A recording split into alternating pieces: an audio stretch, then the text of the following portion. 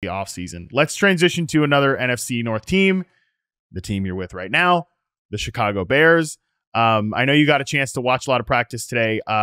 What's the vibe? Talk about a vibe. Like, what's the vibe going on there? It feels like it should be all good things in Chicago right now. Yeah, I actually love that not only do they have a really high ceiling at offense, but they should have a high floor, if not also high ceiling on defense. Like this defense is ahead of the offense. We can say that. That's okay. That makes sense. This is a defense that had a lot of guys who have already been together. They've been in the scheme. They've been under Matt Eberflus versus an offense that has Shane Waldron coming over as the offensive coordinator from Seattle.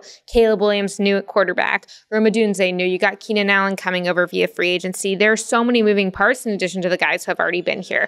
But I think that I will say, I mean, look, Caleb Williams is obviously exciting people. He's obviously got the talent, the arm angles. There's one drill today that they were doing that was like pretty straightforward, but kind of amazed me the fluidity that Caleb had, where it's kind of like you're doing a handoff and then immediately you're having to catch a pass and throw it. But it was just like the way he transitioned. You're basically doing two separate plays in the same drill. And to him, it was just like, okay, yeah, like this is what's going on. He definitely was scrambling a lot during team drills. Sometimes it was more effective than others. And I would say he seemed to be going toward Rome Odunze a lot in team drills. Again, this is their last non-padded practice. Tomorrow we'll know even more with the pads.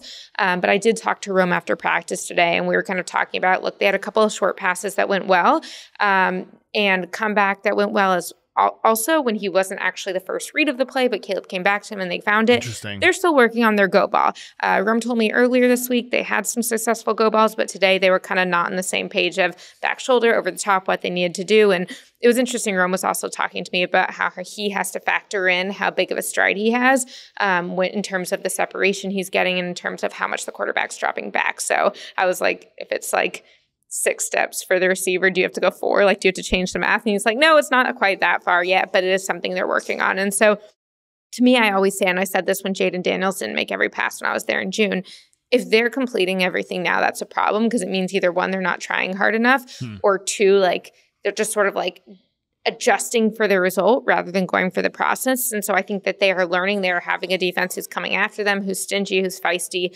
And I think that they're seeing growth, and I think that they'll see play in the preseason games, but they're not there yet.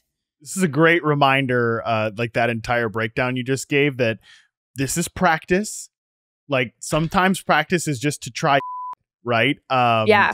I have been tagged seemingly in about 100 tweets about the Bills receivers today. Like, and people are texting me these and like messaging me these. It's not just even being tagged on social media, because Keon Coleman's been getting a lot of work in the slot today, where the other day or yesterday he was outside. And then, you know, they're putting Curtis Samuel like in a bunch of motion. They're doing all kinds of different things that practice before they weren't doing, right? Whereas like Matt Collins the day before is taking all the X receiver snaps, and or Keon was. And so there's a lot of alternating here. And again, these teams are trying to figure it out right now, especially a new team. That's just like a different example where they're breaking a new receiver room. This example in Chicago, you're right, literally is everything is new. Like DJ Moore was on the team last year, but he's never played with Caleb Williams before. None of these guys have played in this offense. So I do think that this is a team that, again, like if you look at fantasy rankings and ADP and stuff like that, there seems to be like a degree of certainty as to how like the receiver hierarchy is going to play out, or how the running back hierarchy is going to play out. But it's also a team that I would almost be willing to believe anything. Like even the fact that you tell me like Caleb Williams is looking for Rome Odunze, that doesn't surprise me, because 1, those guys were clearly tight, and 2, Rome Odunze is really freaking good. Like, I mean, you know, I was super high on him as a prospect. Like, I wouldn't be surprised if, yeah, he's gonna be the 3rd receiver drafted on this team, but he could easily be, and I know this sounds aggressive because Keenan Allen's really good and DJ Moore's really good and he's a rookie. Maybe it's not the most likely in the range of outcomes, like most likely outcome, but I do think it's a possible outcome that he's just the most productive receiver on this team year 1. And the other thing I love is that when you think of Caleb Williams, what type of play do you think of? You think of those off-script plays. You think of throwing outside of structure, being able to create, extend plays. When I was talking to offensive coordinator Shane Waldron today about what really stood out to them from Rome Odunze, obviously he's productive, obviously he's successful, but I'm like, explain to me why.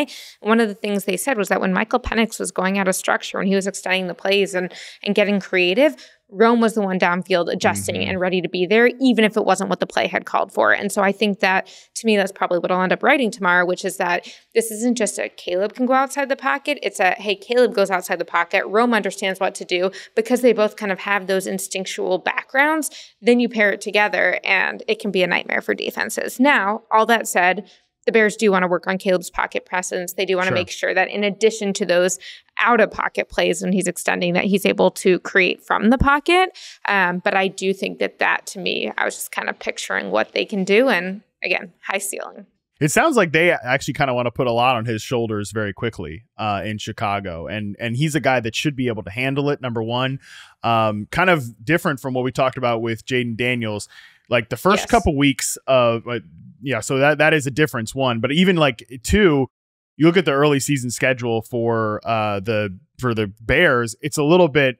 And look, forecasting defensive strength can be a fool's errand in the preseason. I get that. But, the Titans in week 1, the Texans is probably a tough game going to Houston in week 2, but the Colts in week 3, the Rams, their defense is in transition in week 4. Like there are some spots for this Bears offense to kind of hit the ground rolling if they are truly ready to throw Caleb Williams out there. And I found that interesting that you think there is a difference between the way these two teams are operating. I'll give you two comparisons. One, on the notion of the difference between Jaden Daniels and how Washington is approaching him compared with Caleb Williams and the Bears. It has been months since I was in Washington. We now are about a week away from the first preseason game for the Bears because they're playing the Hall of Fame game. The Bears are like, yeah, Caleb's our quarterback.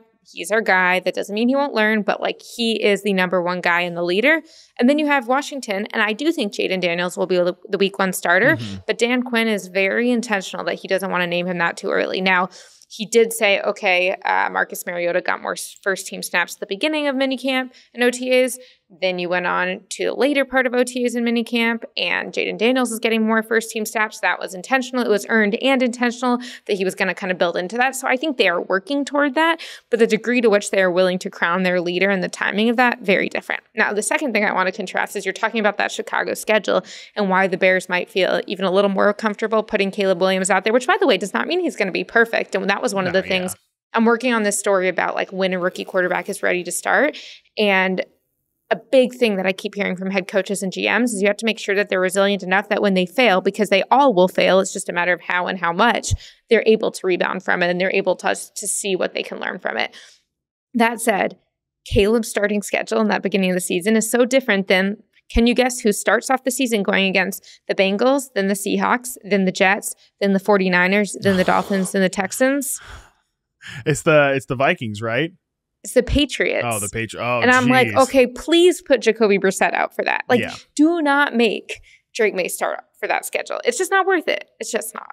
Yeah, Jori here blowing up my spot. I'm not as prepared with the week 1 schedules as I'd like to be. I'm not either, but that was one that I just like can't get out of my head, the Patriots starting schedule, because they are the ones who I think should not start their rookie quarterback from the beginning of the season. And if you didn't need just like the general readiness and relative readiness compared to Jacoby Brissett, look at the schedule and we should have a settled question there. Yeah.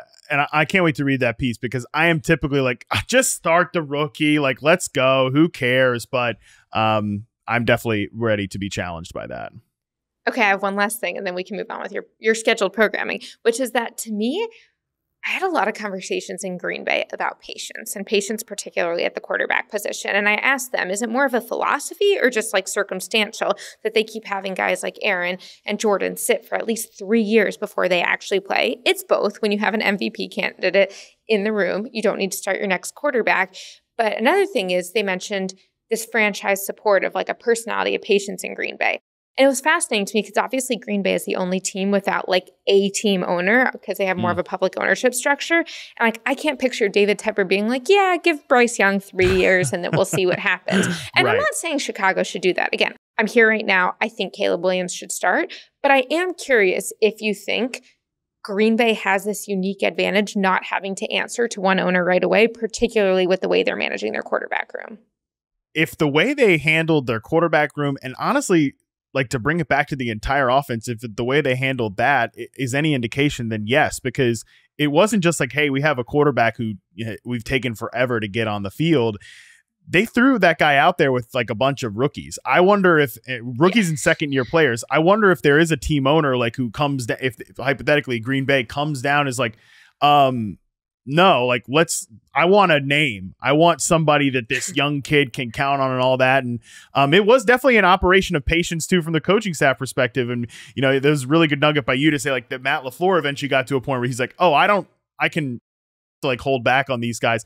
I think there were plenty of moments early last year where he's like white knuckling at the podium, like, oh, I've got some pretty good plays called, but these guys can't get to the right route depth, but I don't want to throw my players under. And he did a really good job not throwing his players under the bus. Yeah. I think a lot of coaches would have gone up there and been like, well, yeah, if, you know, Dontavian Wicks runs this route at 7 yards instead of 8, we don't have a turnover here or something like that. So I do think there is a culture of patience in Green Bay, which you're right, probably starts from the fact that they don't have a traditional ownership structure. Absolutely.